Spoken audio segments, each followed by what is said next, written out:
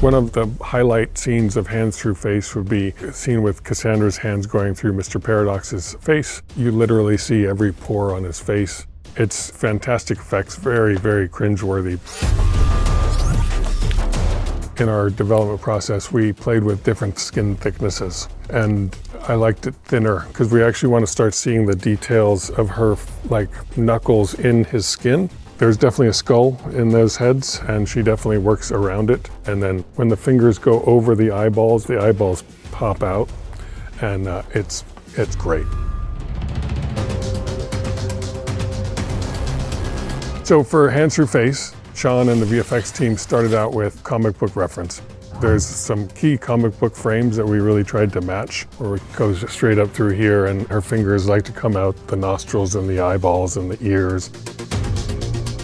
Whenever we are replacing limbs or replacing faces, we'll often put tracking markers on. Emma's hand has to go somewhere, so we would just put it off to the side or this side or out of frame. Then we would do clean plates on the day to clean up the arm or the hand. And then in post, we would do a fully digital hand and arm, and then into a mostly digital Matthew McFadden face. Then we go into detailed animation, and that would be getting the details of the fingers, sliding over the skull just right, getting it over the forehead and dipping into the eye socket, that kind of thing. And then we go into a final detailed sculpting and creature pass, and that's where you really would figure out, like if she was wearing a ring, you would see the ring in there or the knuckle. Ring, please. Oh my God. Our heroes go to Cassandra's lair twice. The first time they go, that's when Cassandra meets them all and when she puts her hands through Deadpool's face. The second time they go, we call it the assault, and it's the big battle near the end of the movie. That's when Wolvie gets his hands through face routine. What's going on in here?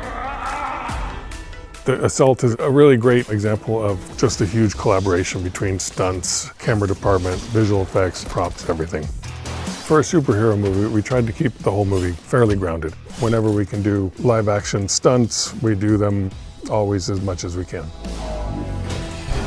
Emma's performance really nailed Cassandra. They just absolutely crushed it. It's really, really one of the best villains I've seen in a long time. Basically a complex psychopath, but a villain that we all have grown to love, to hate. Boys are so silly.